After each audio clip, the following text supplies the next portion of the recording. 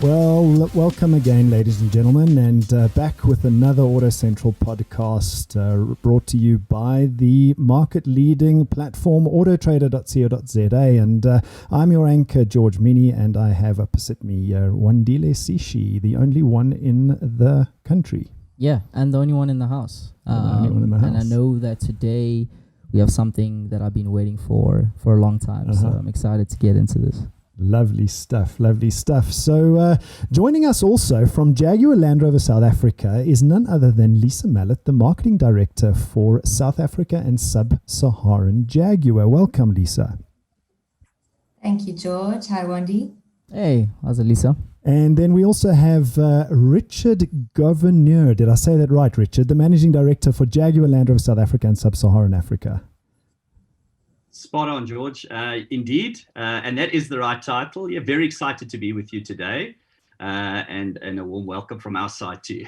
Lovely, lovely stuff. So we're going to be talking everything electric vehicles, but particularly the Jaguar I-Pace. Jaguar launched the first electric, or should I say all-electric performing SUV, the Jaguar I-Pace, and has won a load of accolades. It won the 2019 World Car of the Year, the 2019 Car Design of the Year, the 2019 Green Car, and the 2020 Auto Trader Car of the Year. And Jaguar's passion for design and electric technologies combine to deliver a zero tailpipe emission car that remains unmistakably Jaguar. And the first to market, the pros and cons, I think there's more pros and cons. What do you think, Wandy? Yeah, so I've actually experienced this vehicle when we were testing it for Coty.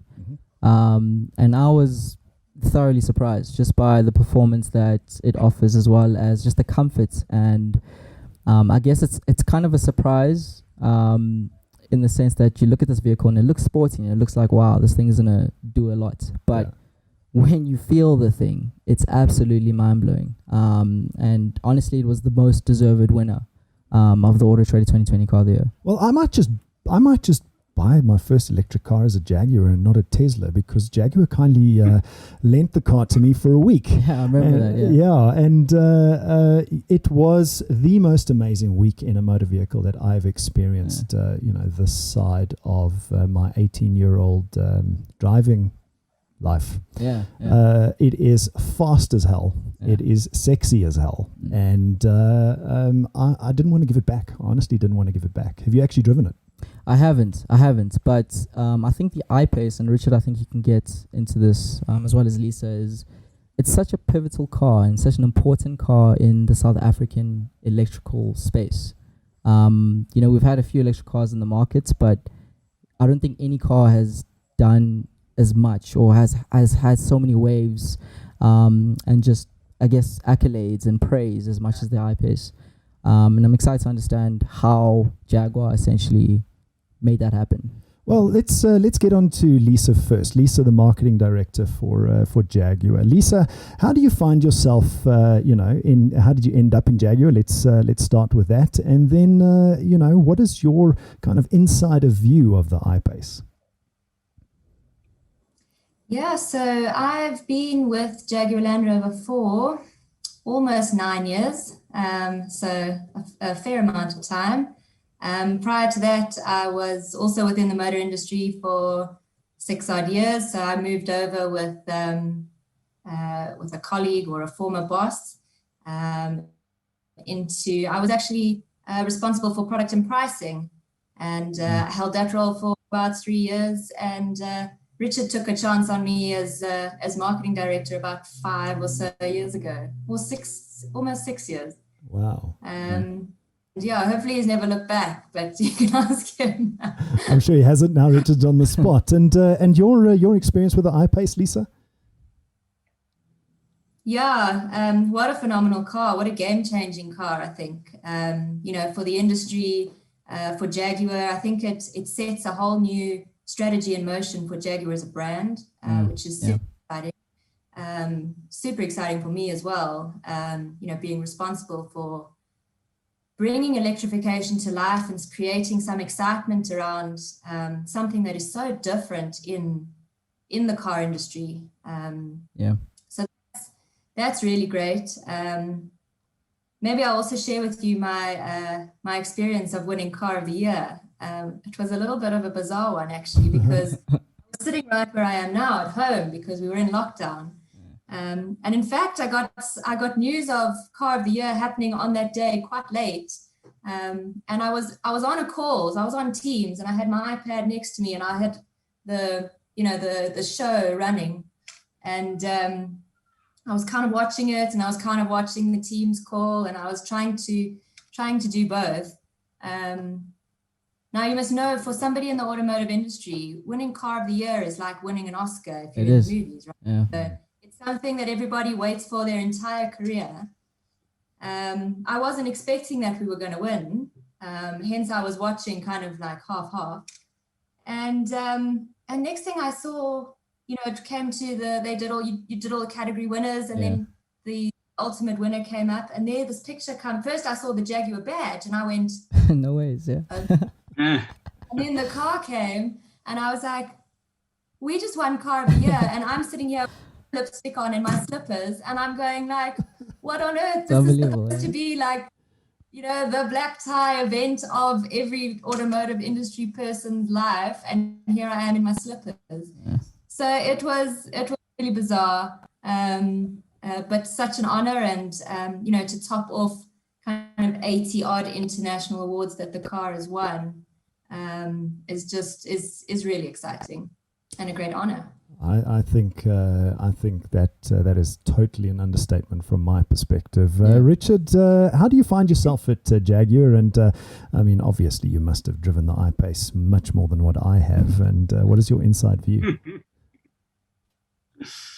Well, firstly, George, I've been around for a period of around 6 years in South Africa, heading this business, and it's been an absolute privilege and honor. And I've seen many things in that time. And the I-Pace has been one of the highlights that I've at least experienced in my 6 years. What an experience. I mean, first of its kind and first in its segment, first with the kind of range that we've been managed to extract out of this vehicle, first with a vehicle that really can satisfy and meet the requirements of a consumer in South Africa. So it was quite a lot of responsibility behind that. So from Lisa and my perspective, I mean, we set ourselves some huge goals, and you came to hear about initiatives such as the Powerway, our electrification rollout strategy. We put a lot of time, effort, and energy and investment into making I-Pace really viable and a successful vehicle in the South African market. And I've had the chance, of course, to drive it once or twice or three times. And I think what surprises me most, and it probably surprised you too, is just the difference in the experience, not necessarily the lack of noise from an internal combustion engine, but more the performance related to the torque, the linear torque curve, and how quickly this car accelerates and how quickly it moves through traffic. It's just insane. It's absolutely insane, and I can attest to that. It's just a different animal, from where you put your foot on that accelerator lightly to when it is going hell for leather. It is a different experience right the way through the torque curve. It's not something you can really describe to somebody. You've got to go out and experience this car for yourself. But that leads me to the question around consumer education and the market and how they believe electric cars and what electric cars are. And you guys, are doing a really good job with consumer awareness, and globally, because car makers are turning to electric cars, and South Africa has to go down this road. What is Jaguar doing to kind of educate the consumer around electric vehicles? So I'll take that one. I think as much as, creating awareness, it's also about building confidence around this new technology, this unproven technology. So we started out this journey even before we launched the car of investing in the Powerway, as Richard mentioned. So with our partners, that was around, 30 million Rand investment over 82 charging stations around the country, both at our retailers. major motorways, so the N1, N2, N3 are all covered. All major malls and a lot of shopping centers are covered as well. So that was sort of the first step, which we felt was really important. And the next thing, and now that we're moving into, sort of now that that's established, definitely the biggest barrier to entry, I think, with electric cars is range anxiety. Yeah, 100%. And really this stems from legacy electric cars that only sort of had 120 kilometer range. Yeah. Which is a problem because the average person travels around 130 kilometers a day. Yeah. I say average, it's more like maximum. Most people travel a lot less than that. But within the South African context, we sort of use 130 as the number. Yeah. The I-Pace has a range of 470 kilometers. Yeah. Even probably worst case scenario, if you're driving a lot of highways, you'll get 300 kilometers, which is more than enough for sort of a daily commute. Yeah. And if you're at home and you're topping it up like you do your cell phone every day or every night when you get home, you've got more than enough time in the evening. Even if you're load shed for 4 hours, you still have enough time to top up, that 130 odd kilometers in the evening. So it's those kinds of things that I think people just need to get practical experience of. Range anxiety, load shedding is really not an issue. We've done some research with our customers, and actually very few of them have used the public charging network. Majority of them charge at home. Yeah. And more than half of our I-Pace customers actually have solar installed in their homes as well, which means that they have zero running cost on their car. So they're not concerned with load shedding or Eskom's rates and rising electricity prices. So it really is sort of like, if you get used to that different way of life and that different lifestyle, it really is a viable option. Well, I suppose, there's two things you point out there. The one is the lifestyle change, and me being very, very, very much an electric car proponent, and somebody that wants this to happen faster in South Africa than it's probably happening at the moment. That lifestyle change is less of a destination type fill. And you guys speak about this. It's less of a destination fill and more kind of charge the car when you have the opportunity, almost like your mobile phone is what you're saying, right, Lisa? You can charge it overnight. By the time the next morning rolls around, you've probably charged 20, 30% of that battery. So, if you've depleted 10, 15, 20%, you're going to have a full charge by the next morning again. Yeah, I think something to add to that is that I think a lot of people think that it's an inconvenience, whereas it's literally, it can be so integral and so part of your kind of day-to-day, you're not really thinking about it, it's just part of your day, that I think a lot of people don't realize. I think this car, something that you kind of touched on before is with regards to getting it to market, I think the I-Pace has been so important in showing people that it's not an inconvenience. It's really a simple thing to do, and with a range of 470, I think people do around 300 a week. Yeah. And this can do 470 on a single charge. Which takes the range anxiety off the table. Richard, you wanted to add something there. Lisa spoke about load shedding. What are your sentiments around range anxiety, lifestyle change, and how people should use the I-Pace? Well, I think Lisa probably spoke about it in the best context, and that is, it does require a different way of thinking. It is being used and can be used like your mobile phone, where you do make those charges. So when we sell I-Paces, we in fact supply the vehicle with a free 7.5 kilowatt home charger, which in fact at peak on the 90 kilowatt battery will charge that battery overnight. So you'll be able to charge from 0 to 100% overnight. We never get down to 0% with the I-Pace. And you find that consumers generally say, well, I drive the car 60 kilometers today. I top that 60 kilometers up in literally 30 minutes, 45 minutes, and I'm done. Yeah. The smart chargers are smart that they, in fact, recognize when there is load shedding or when there is an issue with on the grid. And in fact, can be programmed then to do it on light periods of grid usage. So kind of charge the car between 3 and 4 in the morning if that's all it Yeah. needs. That's the technology built into the charging units themselves. Think about it just for a minute. From a South African perspective, we've got almost everything going for us other than the Eskom issue at the moment. We have homes, we have multiple garages. In Europe, people are charging their cars on side walks, at literally parking stations blocks away from where they are based. It's hugely inconvenient. In South Africa, the convenience is significantly higher. And I think that's where, once you have an electric vehicle and you start to experience, that's where you see the benefits of living it every day. Yeah. Look, load shedding is not going away anytime soon. So it's a reality of the challenge of South African life. But from a perspective of this vehicle, in fact, we found that it can live quite easily in this current environment and not create any significant mobility issues for consumers. Well, the CSR did a study, right, in Tshwane. I was actually literally about to tell us about that. Yeah, so I think cost is such a big thing that people don't realize how cheap it is to actually to charge this I-Pace. Yeah. Yeah. When I charge my car, when I fill up my petrol tank, it costs me about 2,000 Rand for the month. And that gives me on average about 1,000 Ks or so. You have a lighter foot one day. Yeah. Whereas with an I-Pace, you can fully charge this thing in less than 200 Rand. And then you can have a heavier foot. You can have a heavier foot and have way more performance.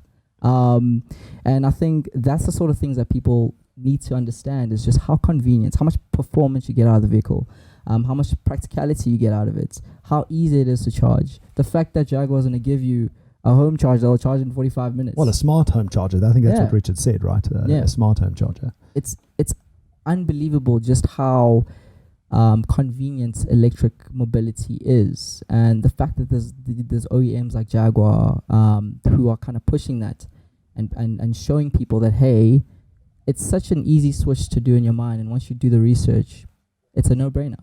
Yeah, it's an absolute no-brainer. And, the thing about range anxiety and listening to Lisa and Richard, unpack the consumption of the I-Pace and the general consumption of the average consumer, the only range anxiety then is left to long distances, which means that, can I drive to Durban? Can I drive to Cape Town? Tell us a little bit about your charging network and infrastructure. Maybe Lisa can take this one. Your charging network and infrastructure to get me from Joburg to Durban. So, like I said, we've put in these 82 chargers across the country. They cover the N1, N2, N3. So that means that you can travel from Joburg to Durban with a stop in Harrismith, and you can make that trip. You can travel down to Cape Town with various stops along the way. You can travel down to, and then you can do that link in between sort of PE as well, and do that whole garden route section as well. So majority of where people go on holiday, it can be done. It does require a little bit more planning. You do need to spend a little bit more time. A combustion engine you'll fill your tank in 10 minutes. Yeah. Whereas you might need to spend a little bit longer at a station. So your trip becomes more of a journey, as opposed it becomes a real journey and a real sort of adventure.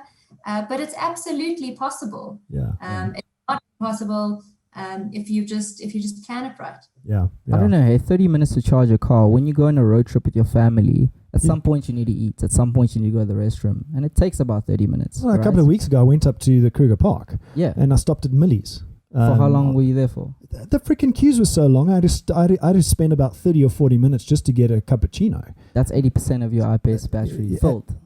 Which people don't realize. It's still part of. You're not changing anything. Let's be honest here. It's not. It's really the small stops that is going to change. Who stops at a filling station? Maybe some people do, and I'll probably get shot for this, but maybe some people do. But who stops at a filling station, does not get out of the car, does not take a rest stop, put fuel in the car, and then carries on driving? I don't think it happens much. No, it doesn't. So to your point, I think, Lisa, it's not. I don't think it's going to be much of an inconvenience to a lot of people. It's just, like you said, the planning of these trips are not, or these stops rather, are not just going to be I'm filling. It's more so a very strategic stop. I'm resting as well, and I'm getting to spend some time with the family. So. Yeah. What's the problem? It's a journey, as Lisa points out. So there's growing demand for electric cars, and the Auto Trader car industry report kind of points that out. And if you go to reports.autotrader.co.za/industry, you'll be able to go and download that car industry report. And there's a variety of EVs in global markets, and the demand is growing rapidly, and nearly all of these models can be offered in South Africa, given everything that we've been talking about. But Jaguar Land Rover South Africa has been really bullish in saying that 11% of the South African car market can comprise EVs by 2025.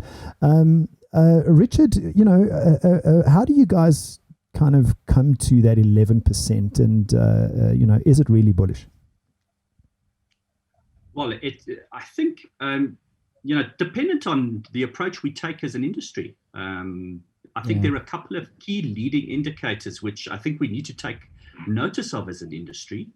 I think the number of models you can see coming to market right now, which are either full electric or hybrids of some sort, either plug-in hybrids or mild hybrids, is escalating dramatically at the moment. So you can see that every single manufacturer is launching some sort of blended electrification model. So whether that be hybrids, mild hybrids, plug-in hybrids, or full electric, they are coming. If I look at Europe as a leading indicator, in the first half of 2020, as opposed to the first half of 2019, electric vehicles, and by electric vehicles, I classify all of these submodels, mild hybrids, full electric, and hybrids, increased by 76.9% in the first 6 months of the year versus the first 6 months of last year. And for the second quarter of the year, electric vehicles increased market share from 2.3% to 7.3%. Gee whiz. So I think, George, that the writing's on the wall. These vehicles are coming. And where do we source our vehicles? We source our vehicles from Europe primarily, as well as Japan and the US. But the vast majority of premium vehicles are sourced from Europe. So if that market's changing, South Africa will follow. And I think that's where we see the potential and why we are bullish. I think there are a number of other issues related to manufacturing, etc., and how we need to change from a manufacturing point of view, but that will come. We need to create a market in South Africa with these products, create a consumer demand for these products based on convenience, based on cost. And if we can actually realize the benefits of a seamless customer experience, a vehicle that is priced sensitively and in line with customer demands, and we can resolve the issue around range anxiety and some sort of charging anxiety that still exists within the market, I think we are onto something. And then the volumes will come, we see those volumes coming sooner rather than later. I think COVID in its own mind has kind of restaged the market and reset the market to a large degree. And we think a lot of the strong work that's taken place and strong growth in electric vehicles has come as a result of this period now. People are thinking differently about electrification. They're thinking differently about their impact on the environment. And I think a lot of that is driving what we're seeing happening in the market now. In fact, Jaguar was second to Tesla in April in sales in the UK. Lovely. With the I-Pace. That's just bizarre. I think this I-Pace has the definite ability to give Tesla a go. I've been inside a Tesla. I haven't actually driven one. But I think Jaguar is definitely up there, if not kind of leading, So, talking about, your Jaguar's commitment, Lisa, Jaguar's committed to this electrified future called Destination Zero. Tell us a little bit about what Destination Zero is. Yeah, so Destination Zero is sort of our company's vision for future mobility. And it's aimed around 3 zeros, zero emissions, zero congestion, and zero accidents. So really it's sort of our company's ambition to provide a safer society and a cleaner environment at the end of the day, which is ultimately what every sort of corporate responsibility is. And I guess every every car maker, has to take that long-term view, that long-term vision. Well, I mean, that's quite a, that's a nice ambitious goal. And, they say that you've got to set BHAGs. This is a nice BHAG. It's, zero emissions. I suppose electric car kind of ticks that box. Yeah. Zero accidents. Yeah, that's a tougher one. That's a tougher one to achieve. Well. Yeah, but it's very important. Yeah. Zero accidents. And I suppose with all of the driver aids and the technology that's in the car, that's almost a commitment to that kind of technology. I mean, I might be speaking out of turn from these guys, but and then zero congestion, and that's kind of aids traffic flow. So how do you get traffic flow if you don't have to rely on antiquated traffic lights? Is the car speaks to each other, the whole connected car world. But the cost of this car, Richard, what was the cost of this car, Wandile?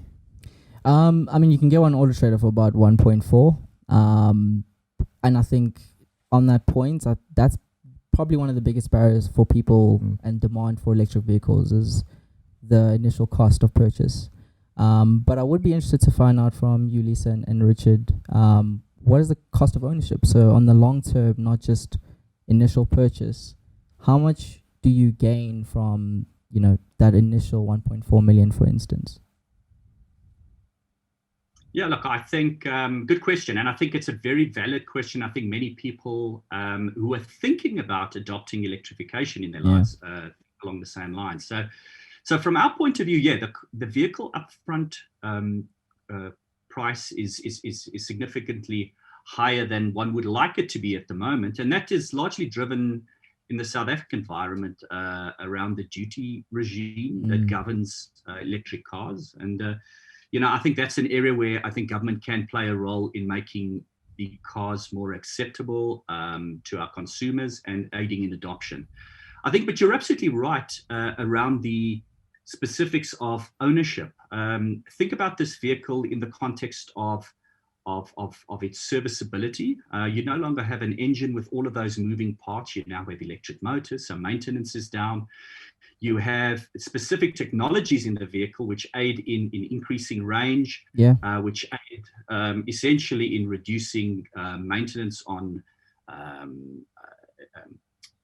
braking systems, brake pads, etc., etc. So that's all useful in reducing costs. But then also just the simple fact that, as you pointed out earlier, you can charge the car to 100% capacity for a couple of $100, as opposed to all of those who have driven V8 SVRs like I have and large Range Rovers, to fill up with a tank of fuel can be quite excessive. You can be speaking around numbers, I think 1,400 Rand to fill a tank. So if you look at the entire value offering, definitely there is a recovery in the longer term. Massive one, on the initial investment, but definitely something we need to do as an industry is really focus on trying to move in a direction where we can get the duty regime back in line with some of the other products in the lineup and some of the internal combustion engine vehicles. But secondly, possibly put in subsidies even to aid in adoption. And I think that subsidy piece is something we're very excited about. Well, I mean, you're speaking my language. The 25% duty that the EV attracts, I think the government should make that zero for a couple of years. Norway did it, right? And their sales went up to 81% in September. Exactly. It's insane. People, as soon as you take away that barrier, 25%, we see demand shoot right up, and it answers a lot of not just motoring issues, but macroeconomic issues, such as clean energy and just a greener way of living. And that initial cost, I think, to your point, Richard, as soon as we get that down to zero, demand is going to shoot right up. Think about it. I mean, the quarter of the cost of this car is duty. And then 15% VAT, which I suppose we'll never get away from.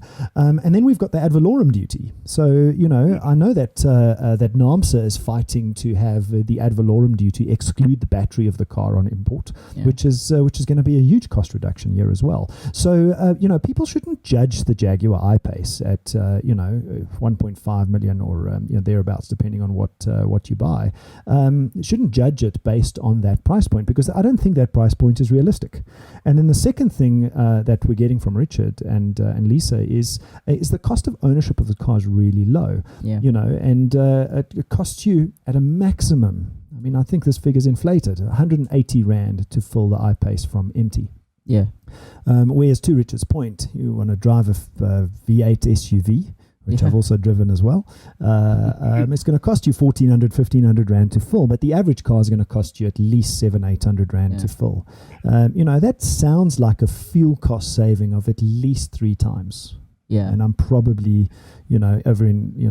under egging that number. It might be 4 or 5 times. So the cost of ownership of this car is really low. And then Richard also points out another very important fact, and that is an ICE vehicle has over 2,000 moving parts. Yeah, that you have to service if you want to keep the value of it. So it's retail value up. It's like the human body. Yeah. It moves, so therefore it gets old, so therefore it breaks. Yeah, whereas with an EV, there's way less parts. And on top of that, think of it like a smartphone.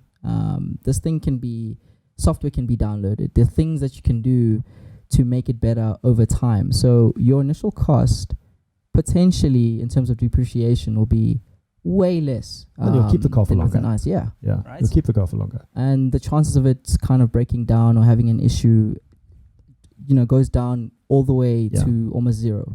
But that does beg the question, does South Africa have the technicians necessary to kind of facilitate when an issue does arise? And what is Jaguar, for instance, doing to kind of facilitate that sort of, I guess, almost like an AA service or like assistance in those cases? Yeah, look, we are indeed investing quite significantly in those technicians. So we have 29 dealers around the country. Each and every one of those retailers has technicians which are now being trained on both mechanical and electrical, as you can imagine. So the whole game plan has changed within the dealerships to actually address this very important need. And for us, before we launched the I-Pace, it was absolutely non-negotiable that we do get trained technicians into our business. So we have a very extensive program which covers 4 levels within our business. I think you need somewhere around 53 days of classroom and face-to-face training to get certified. We call this an electric vehicle senior authorized person when you get to level 4. The individual then has gone through a comprehensive set of training and learning and development to get to that point that they are not only competent to address the issues related to the battery and the technology and the software, etc., but also trained on the safety measures around how to handle a battery, which is a 48 volt, 400, can be up to 400 volt vehicle, which can be extremely dangerous if not handled in the correct manner. So we have very, very strict protocols, processes around that. We in fact isolate the vehicle, and the individuals who are responsible to service and repair the vehicles are trained to a very high standard. At this stage, we're probably the brand with the most trained members of the sort of EV community at this point. And that's one of the areas that we think we have an advantage in and very proud of achieving. Well, there you go. If you're listening to this and you want to become an EV technician, which I think is going to be a whole new career path, 100%. Go and knock on Jaguar's door and see if you've got the oats to be an EV technician. Because I'm pretty sure it's exciting. It's you're not working with things like oil and grease, and I suppose there's some grease in the car, but it's probably not what these technicians do. It's very cool. I mean, when you remove the body shell and you see this flat battery pack, and then you what we call lid on and lid off, you can remove the lid, and then you've got all of these battery modules in there. It's a completely different thing for most of these guys who grew up, as you rightly said, with a spanner and a couple of multimeters and and that type of thing. Now you're running to the car with a plug and a laptop. Yeah, that's all you need. So as we close off here, I'm really excited about the Jaguar I-Pace and its future in South Africa. I think I know it is the leading Premier, electric car definitely. that I've been inside and driven, and I've driven a few, so it's not just the Jaguar I-Pace that I've driven. And Jaguar has been really kind to me, and gave me the car for a whole week, whereas most other OEMs gave me the car for like 2 days. So Jaguar has been really kind, and I thank you for that, Richard and Lisa. But the thing that stood out the most for me, and to kind of like make the comparison, was the sheer, and we spoke about this right in the beginning, the sheer acceleration of this vehicle. The I-Pace is unbelievable. And to give you a couple of comparisons, the I-Pace can do 0 to 100 in 4.8 seconds. I think a Porsche Cayman does it in 4.9. So even I got this I-Pace to do 0 to 100 in 4.6. Okay. Jeez. I was within the speed limit. Don't worry, Richard. I didn't manhandle your car. I was within the speed limit at the time, but I think I got it down to about 4.6, which tells me that Jaguar Land Rover has not over egged the number. A lot of OEMs, they'll, the fuel consumptions and the 0 to 100 speeds, it's often kind of at sea level and at whatever the rules optimal. are. Whereas this, I managed to actually beat that 4.8. So to put that in context, the Golf 7 GTI does 0 to 100 in 6.3 seconds. It's like 2 seconds slower. The BMW i3 does 0 to 100 in 7.3 seconds. No contest. The Jaguar I-Pace, so you might think, well, maybe it's a brick. The Jaguar I-Pace does the quarter mile in 12.6 seconds. The Golf 7 GTI does a quarter mile in 15.6 seconds. And the BMW i3 does the quarter mile in 16.3 seconds. So this car goes like a flipping rocket, an absolute rocket. And that kind of brings us to the end of our show. Any final thoughts, Lisa? And what does the future hold? The immediate future hold when we all get out of lockdown? Oh, that nobody can say.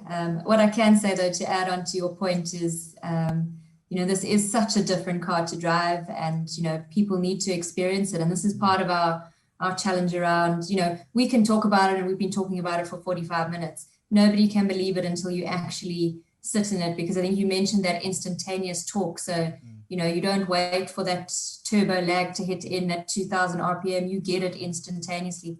It's this very surreal, almost frightening feeling. We've got our beautiful brand experience center in Lone Hill, and I invite people to, if you are wanting to drive an I-Pace, give us a shout, and let's arrange an opportunity to come and drive one at the brand experience center.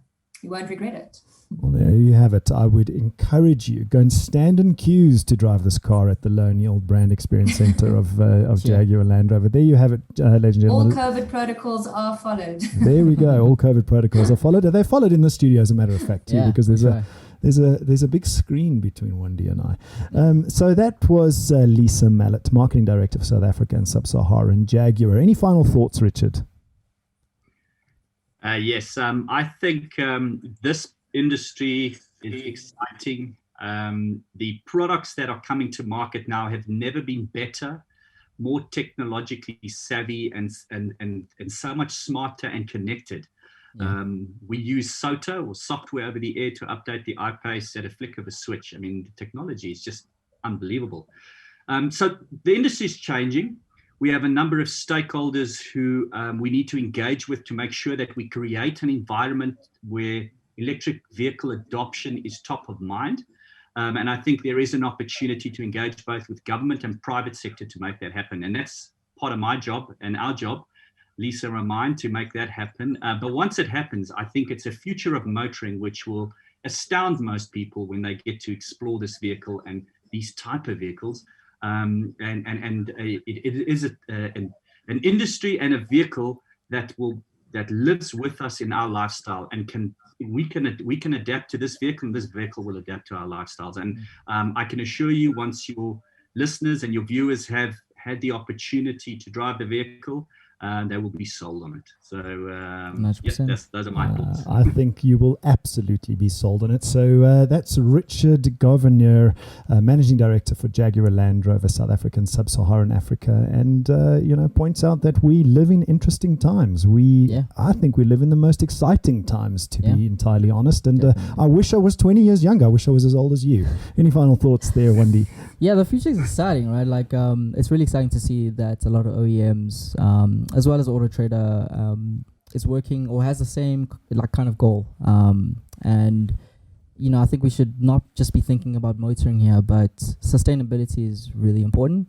And it's these sort of initiatives and these sort of products, which are going to be kind of the driving force for those changes. So it's exciting to see.